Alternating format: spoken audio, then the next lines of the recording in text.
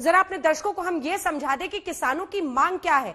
और गौरव वल्लभ जी आपको ये भी बताएंगे कि कांग्रेस ने एमएसपी पर अभी अपना जो उनका प्रपोज बिल था उसमें क्या कहा था। मांग नंबर 1 किसानों की, तीनों कृषि कानून खत्म हो, जिसको वो नए सिरे से चाहते हैं कि उनमें बदलाव हो। लेकिन असल मुद्दा जिस पर टकराव की स्थिति है वो है एमएसपी। एमएसपी पर किसान लिखित भरोसा चाहते हैं। उन्हें लगता है कि हमें बिल में कम से कम आप एमएसपी को मेंशन कीजिए। नंबर 3, मंडी व्यवस्था पर लिखित भरोसा मिले। ये भी खास तौर पर जो पंजाब, हरियाणा, इन जगहों पर एपीएमसी एक्ट है, जो मंडी वहां पर चलती है, उसको लेकर भरोसा चाहते हैं। किसानों के सभी तरह के कर्ज माफ हो, ये मांग भी किसान साथ ही साथ कर रहे हैं।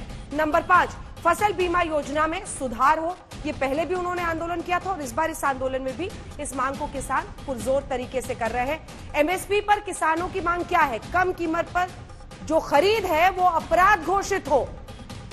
वो चाहते हैं कि एमएसपी जो न्यूनतम समर्थन मूल्य है वो सभी पर लागू हो, बाध्य हो। एमएसपी जारी रहने की लिखित गारंटी उन्हें मिले, कानून में इसे डाला जाए, बिल में उसे डाला जाए। और इसीलिए सबसे पहला सवाल आपसे गौरव भाटिया जी, यही बात की शुरुआत हुई है, बात कहां तक पहुंची है?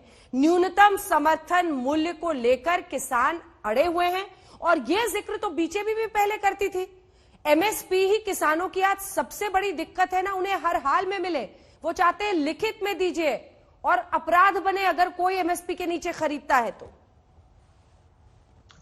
देखिए अंजना जी, सबसे पहले तो नरेंद्र मोदी जी देश के प्रधानमंत्री की आश्वस्त किसानों की एमएसपी खत्म नहीं किया जाएगा। और सबसे बड़ी बात है, उन्होंने ये भी कहा है कि हमारे देश का गौरव और रीढ़ की हड्डी किसान है, उनके सम्मान में कभी भी कमी नहीं आएगी। आप मुझे ये बताइए, 2006 से 2014 तक एमएसपी लागू करने की सिफारिश एमएस स्वामीनाथन जी की थी। क्या लागू हुआ था? 1.5 गुना नहीं हुआ था।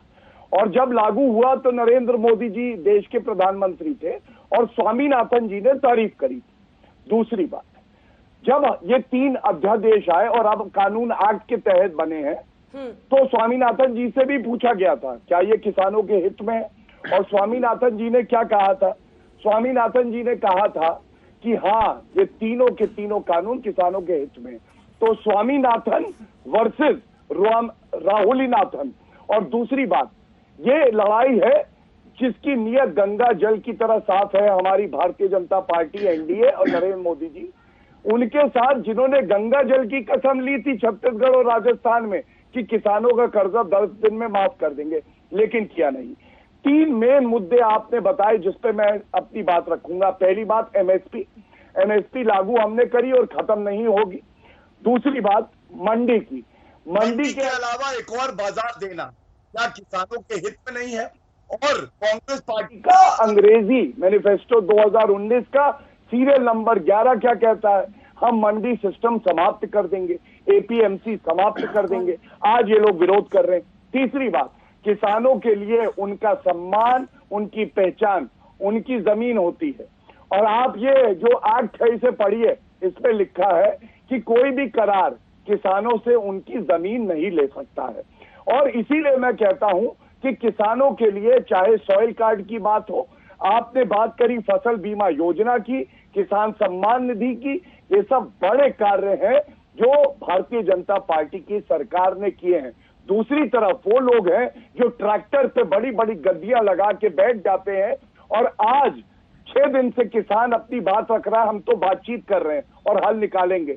वो लोग कहाँ हैं ये बताइए। और कांग्रेस के प्रवक्ता से मैं यही सवाल पूछूंगा, आपके चैनल पे केवल इतना बता दे 3 ऐसी दिक्कतें जो इनको हो, और मैं प्रयास करूंगा भारतीय जनता पार्टी का प्रवक्ता होने के नाते आपके चैनल पे ही स्पष्टता दूं और जिससे सारे किसान और व्यूअर्स देखें। ठीक है।